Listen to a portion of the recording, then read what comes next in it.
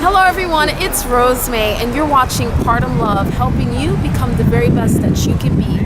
And this evening I am here with Josie. Hi Josie. Hello, it's nice to meet Lovely, you. nice meeting you too. Love the apple. Thank you. So, you were thrown out of the house, thrown out by your own family. How did that make you feel? I feel like that was probably really one of my biggest breaking points. Being thrown out by your own family. By my own family. Now, how old were you at the time? I was definitely 17 or 18. So I wasn't even legal yet. So that's what really made it the hardest experience for me, because one, in New York you can't even work without your papers, and I had moved out of the country, so I wasn't going to school here, so I didn't have my working papers. So I literally just came here fresh. And where are you starting coming my from? journey. I moved to Trinidad with my mom when I was 14. Okay. So when I finished school there, I came back here to my family, and they were gonna help me get on my feet the best way they could, as much as they could. And from there, I was gonna venture out. So how long were you with your family from the time you came here from Trinidad? Maybe just a couple months. And they threw you out? Yeah. Because I got here in like March, and I want to say before winter I was kicked out. Just before winter. So what was going on through your mind when that happened, and how did it happen exactly? How, without getting into too much detail, how did that happen? That's just, I couldn't even imagine what that's like. When I say it was the craziest way someone could ever kick you out, because she told my dad Yes. that I had to go. And I never met my dad until I moved back here, so I did not know who he was. I had only known him for maybe a week or two at the time. Yes. So to me, on top of being kicked out, I was being kicked out to a stranger. Regardless of it being DNA or not, I don't know this person. So to me, it was just entering an entire new family, entering an entire new space. So she wanted you to go to your dad? She didn't care where I went. She just called him and told him. And he wasn't living with you guys at the time? Okay. My dad lives in Delaware. In Delaware, okay. Yeah. So, and you were in New York at the time? Right. So it's like you felt like she didn't even really care where you were going to go. Right. She wasn't even concerned. It was just like, okay, I just want you out. Figure it out. And you were 17 at the time. Were you in school also? No. Wow. But still, that's a lot to go through. Just coming into a new country. You haven't even been there for a year yet. Right. Just 2 months. And she threw you out. Your mom threw you out. My aunt. Your aunt. Were you living with anyone else? She had her whole family there as well. So it was her kids, her husband, and from time to time her mom. So you were with your aunt, and your aunt threw you out. Right.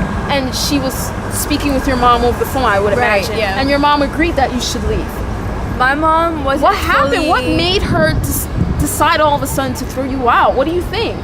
Well, my mom wasn't fully aware of like every single thing that was going on, because she still lives in Trinidad. So you know the cost of calling down there, and then we didn't have like WhatsApp yet, so it wasn't really there yet to communicate to other countries for free yet.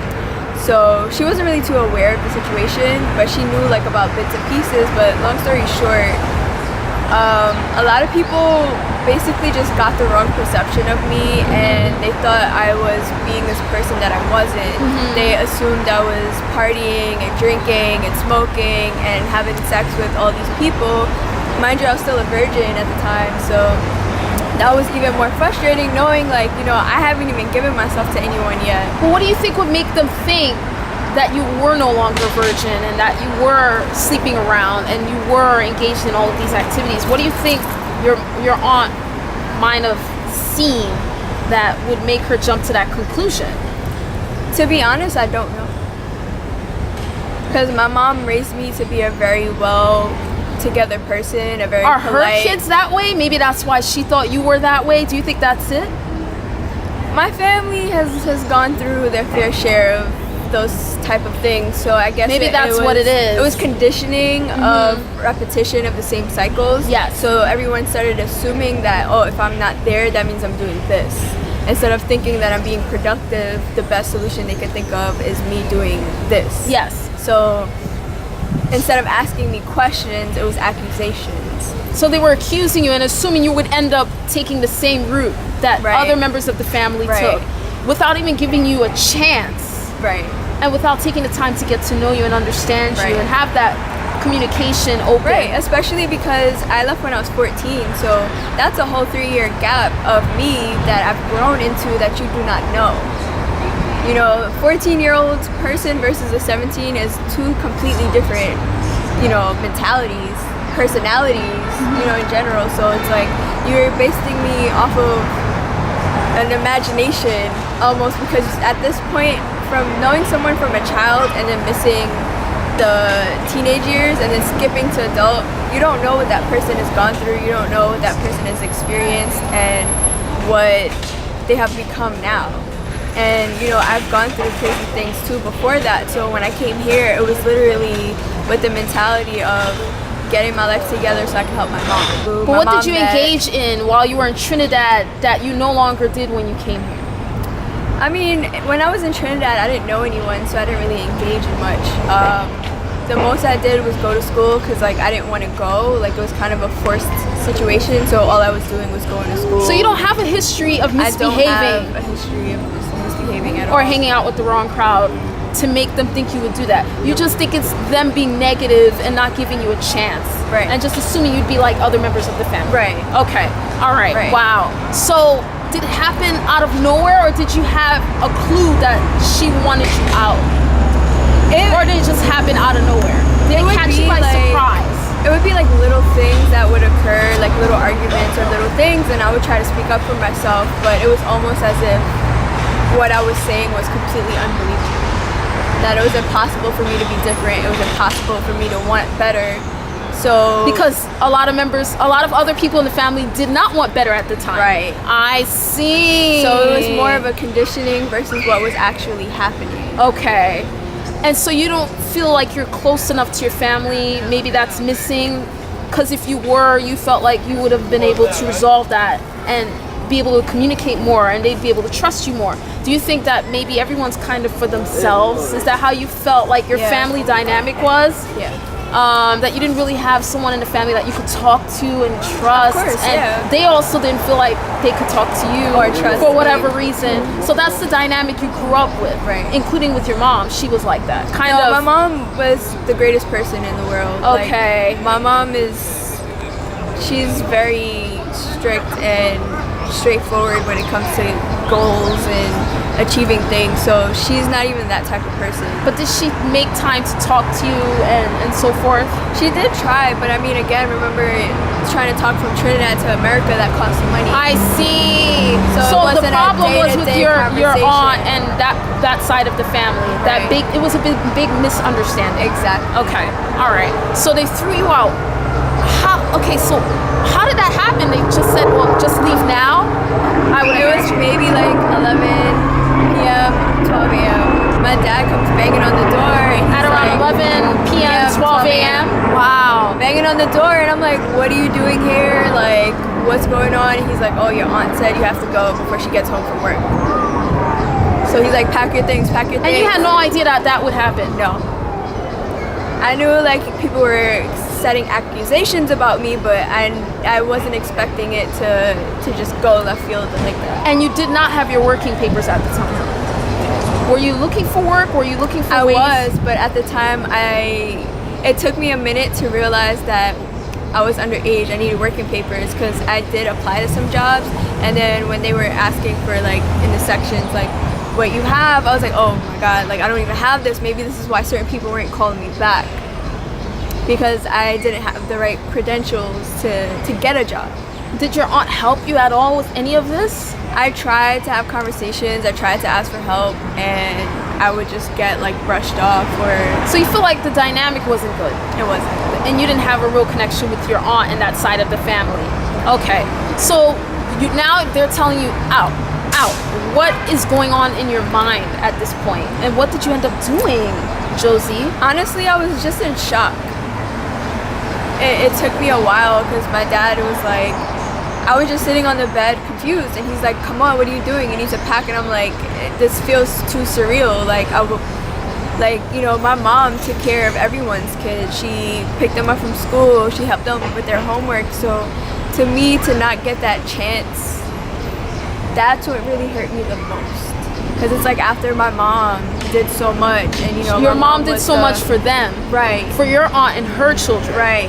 And so when it wasn't reciprocated, that broke my heart. Because it's like, to me, it felt like you weren't doing me a favor. You're doing my mom a favor by looking out for her child while she's trying to figure out life. And it's not like you were there for years not doing anything, right? It's literally like I got here in March, and before winter I was gone. Wow. Okay. So what did you end up doing, Josie? Where did you go? Did you stay with your father? He lives in Delaware, so I was definitely not trying to go to Delaware because, one, I didn't know how to drive. It was a lot of things I just felt like. So where did you end up staying? He ended up taking me to his mother's house. She lives here in Brooklyn. But then that didn't work out either because I came to find out that no one on my dad's side of the family knew I existed. So there was no trust again, no anything, no type of help. It was more or less like, all right, we'll give you this, but you have to figure out everything else. And like, Wow. oh, you can't stay here if you're not working, or you can't do this if you're not doing that. And it was a matter of like, I couldn't have a key because they didn't know how to trust me because they didn't know who I was. So then I'm like, that's what made that situation spiral even more, because I'm like, you thought you were kicking me out to someone that could help me, when in reality, nobody even knew I existed. So that even made you feel even more like nobody cared. More isolated, right? And just even more confused about who I was and what I was supposed to be doing and why I was being put through all of this and being tested in such a crazy way. At a young age. At a young age, at that. Like, my friends are still in high school and I'm over here like living out of a garbage bag. So it was just really... So moving from place to place. So after there, where did you go? From friend to friend. Literally living out of garbage bags, and I would spend like either a week or a month or a couple months at different people's houses. Sometimes I'll double back. It was just so hard because I couldn't keep a job. So it was just at the same time, right. You had trouble at work too. So because remember, I'm only 17, so like. So you're still understanding the work world, the workforce, and how that works. Right. And even for people who do understand the workforce and how that works, it's not always easy to keep a job. And it doesn't mean that you're stupid. It doesn't mean that you don't know what you're doing. You know, we all have problems in life, and everyone has different kinds of problems. And for some people, it's problems at work for whatever reason. You know, so wow. At such a young age, trying to figure out what you wanted to do with your life. Right, because you know, no one in my family really finished high school. No one went to college. Barely anyone got their GED. And you didn't finish high school. I finished high school in Trinidad. But when you came here, you were just looking to work and help your mom out back at home. And to get myself together and figure out what I'm trying to do with my life, if I want to go to school, what I'm trying to do. Are you the only child of your mom? Not anymore. But at the time, you were the only child. No, my sister was one. Okay. She was one. Okay. And your mom was alone in Trinidad with our other set of family. I see. Her mom and like our sense of family. So she sent you here to help out the rest of the family, basically. Not send me, but I just didn't really like it down there too much. I felt like poverty was way too much in Trinidad. Yeah, the cost of living was just terrible. Like, you can make so much money and not put a dent into your bills and your food. So to me, it was like the conditions were just too terrible. And out of the potential I knew I had for myself in general, I knew I couldn't prosper there. So I, in general, just wanted to leave. And I'm like, you know, what better than being here? The currency exchange would be even better for my mom instead of me working down there. But that wasn't my main priority, but it was a priority as well. Okay, so wow, going from friend's house to friend's house and dealing with being rejected by your own family for whatever reason, a big misunderstanding or not, the fact was that you felt rejected. And you just felt rejected, and then trying to figure out your place in the world and who you are and what you want to do with your life and how you're going to make it, but also trying to survive day At to the day same time, at the yeah. same time. That's a lot. That's a lot to Yeah. deal with. Did you have any friends? Did you make any? Well, you did have friends because you stayed at their places. How did that work? I mean, eventually you would get into it with your friends maybe, and you Yeah, wouldn't be able to like- stay with them any longer. Oh boy. You know, then their families would have their circumstances And their or own problems. Out of my own place of wanting to respect, I wouldn't want to stay too long. So it was just a lot of confusion sometimes, lost a lot of friends, created a lot of bad relationships out of good relationships. Don't talk to any of the people I've ever lived with anymore. So it's been a rocky journey. Yeah. How long did that go on? Moving from place to place to place. How many years you been? 3 years. 3. 3 years. So at 20, what finally happened? Found an apartment here and I moved in. So you found an apartment nearby here and you moved in. Okay. All right. So now you have your own place. Yes. How do you feel now? It felt great. I didn't care if I had a room. I didn't care if I had a floor. I was just so happy that I finally had my own space. Mm-hmm. I was finally in a good job that was stable enough to secure me into this place. And it just made everything easier. And then being here allowed me to isolate more because I still had my family reaching out, but making it seem like I was the problem still. You know, it wasn't until recently that now everyone's starting to recognize their own behavior. And that's where my biggest lesson here has been about self-value, because even though people are blood related to you, doesn't mean that you have to forgive them and just lay down and just take their behavior, their conditioning behavior. I want to set an example. I want to be different, and it's going to be hard to be different being a part of that family dynamic of people who victimize themselves or can't see their behavior for what it is, even though I'm consecutively trying to speak truth. And there's no reasoning with them. It's all about blame, but they don't see what they've done to contribute. So you've tried to talk it out and it hasn't been successful. All right, it's been just nothing but the blame game, basically. Now we finally are getting somewhere, but I'm finally just at a point where I'm gaining peace. I'm gaining so much amazing, beautiful things into my life. You know, I'm vegan now. I don't drink. I'm living an entirely different life, and I feel like it's very hard to relate to people who aren't living the same lifestyle as you.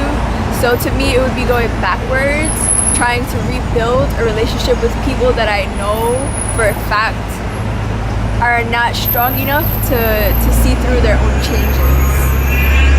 And that's okay, because we all have different time frames of when we awaken to who we are. And I have to just keep my distance so that they can come to that on their own. While also keeping sane, Right. a healthful distance. Right. Okay. Yeah. For your health and sanity. Okay. Because the back and forth is not healthy. No, and I feel like, no, you shouldn't give up on your family, but at the same time too, you need to value yourself. Yes. I've gone through so much change for myself. I don't have the energy to go through it with my entire family now, because then they're all gonna want me to guide them and be this holy grail, I guess, but that's not how it works. And nobody's perfect. Nobody's perfect, and I'm all for helping people, but some people you're not meant to help. And it's hard for you to connect with them anyway. Right. Because I just feel like there's so much disconnect that even if I wanted to help, I don't think I can do much. Not even jumping the gun and setting that expectation, but just out of the fact that I know how I feel now, and I just feel it that going back to that situation is not going to be healthy for me. If you truly believed in what I was doing, you wouldn't call me a hypocrite. You would just come to me in genuine love. And you wouldn't have to inquire and try to be more understanding. All right. You know, very well. there's no point in coming to me for help, but shooting me down at the same time. So it's toxic. It's toxic. Very toxic. And that was, you feel like they're bringing you down Yes. every time you connect or reconnect with them. yes. Okay. And I feel like that situation was just a perfect example that I made the right decision, because if they were seeking change as much as they think they are, it would have been all positive instead of, oh, I need your help, but screw you because you don't want to forgive me for this. You know, like it's contradictive. And So do you feel like you can forgive them at this point in your life? I forgive them a long time ago. But you just want a healthful distance. Yes. Okay, I understand. I just love my healthy life that I've created for Yes. myself, and I feel like people separate for a reason, and once the separation happens, you can't force it after that. You can forgive people, you can be acquaintances, you can be cordial, but that's always going to be as far as it should go. Everything happens for a reason, and one of my good friends said, rejection is protection, so you have to take things for what it is. When I tried to come back and to fix things, someone stole money from me. So I'm like, what do you guys want me to do? You want me to be here, but then you don't respect me. You don't respect what I've worked hard for. Like, at the time I was just a waitress, so that rent money that was stolen was hard-earned money. So that was really the cord cutter for me, and the wall that finally that came down and told me, you know, you tried, you did what you could do, there's nothing left, and this was your message to show you that this is time to separate. And I have to say, life has been amazing ever since I've segregated myself and I've just focused on me, because I realized these people are never gonna value me. I have to value me. They weren't there when I was suicidal. They weren't there when I was sleeping in the park. They don't even know I was sleeping in the park, you know, because all they cared about was that I wasn't in their home taking up space. And then now that you're doing better, all of a sudden, oh, you remember me? Right. Oh, why don't you help me out? But they weren't understanding. We're still not cool, so how are you really spiritual? You know, that's a huge part of why I feel like the separation is for a purpose, because when it comes to getting through these issues, it's all about confidence, and it's all about that foundation that you need to build for yourself, and that's going to require losing a lot of people in your life, whether it's friends or family. And it's important that you do that, because you have to do everything you need to at the cost of your health, for the cost of your own well-being. You have to sacrifice, and people are not going to understand that. So you want to be around people who appreciate you for who you are, just the way you are. Exactly. And who value you and understand that you are important and you have value in spite of your flaws, in spite of your mistakes, and in spite of the fact that you don't always have it all together. No one always has it all together, but you want someone to appreciate you for you, and you want to be around people who support you consistently and who help bring out the best in you. Exactly. And you are not getting that with your own family, unfortunately. Okay, all right. So it's a great thing you've come to that realization that, you know what? I'm important. I have value, and I have to do what's best for me. There comes a point in everybody's life where they have to do what's best for them. You can only take so much. Now, how did you feel when you were going back and forth arguing, having to explain yourself over and over, dealing with the misunderstandings and feeling like you weren't being heard or understood? How did that affect your health compared to how you feel now, your well-being now? How did that affect your health at the time?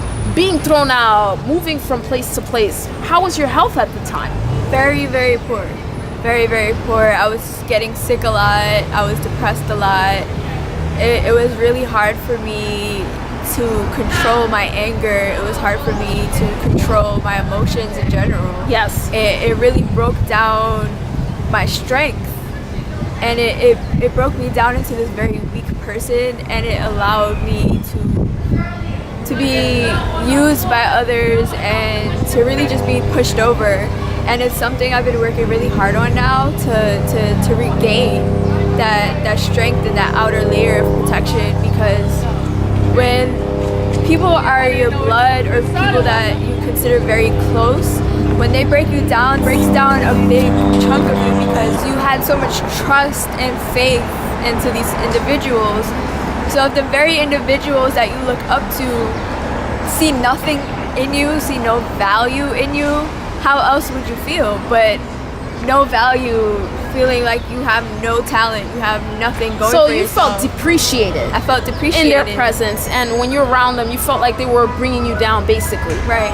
But you've learned to set boundaries now, Yes. which is very, very important Yes. in life. Before you weren't really good at setting boundaries, it sounds like. Yeah.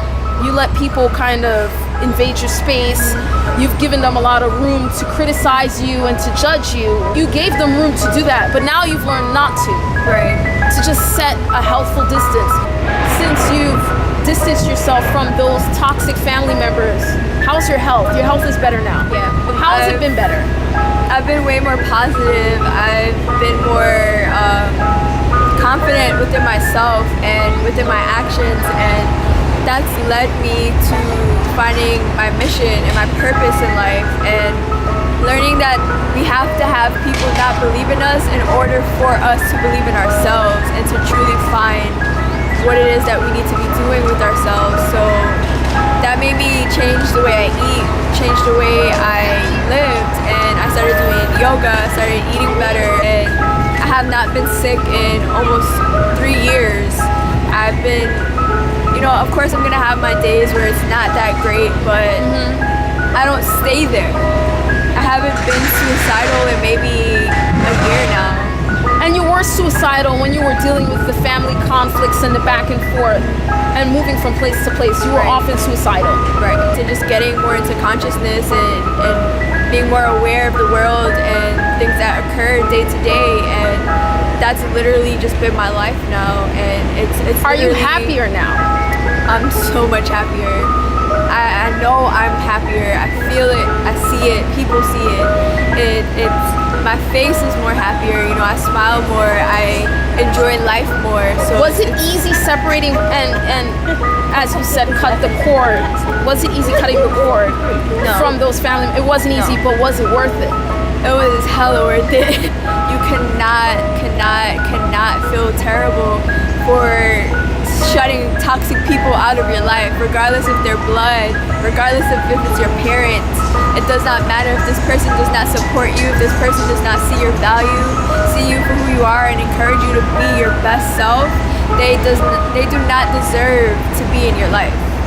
You do not deserve to have that energy in your life, because one thing that I've learned is that I am powerful, I am amazing, I have amazing abilities that I can help people, and So you learned to love yourself. exactly, yes. Before you weren't really able to set boundaries and you didn't really have a strong love for yourself, but No. now you do. Josie, how do you feel now? And how do you feel about, what do you think your mom thinks now? And what do you think about the whole situation with your family and what you've been through looking back now from where you are now? So, it took a while for me to convince my mom that she raised me properly. It took me really asking her, do you trust that you raised me properly? Do you trust that everything that you've done for me was for my best good, and that it was all worth it? I had to really push that into her mind, that you can't believe these things knowing the way you raised me. The things that your aunt and your other side of the family were Right. telling her, Right. which wasn't true. Right, I'm like, you have to understand that you raised me better than that. So you cannot expect the same things that they're saying to be true. Knowing who you raised me to be. You raised me to be a strong person, someone that valued themselves and can find strength in any moment. Someone that thinks first, someone that's motivated to do the right thing. So it really took me having to push that across for her to finally view myself and for who I was and who I truly was. And furthermore into my family,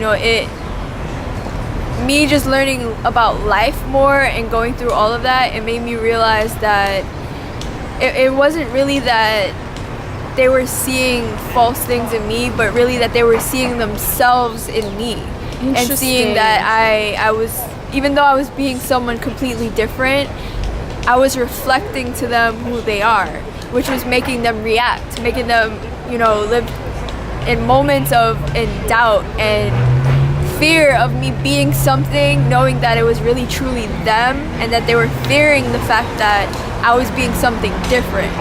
So when someone can't handle change, they try to force things to remain the same. So instead of allowing me to blossom and to become who I was supposed to be, the conditioning was creating me to become what they were.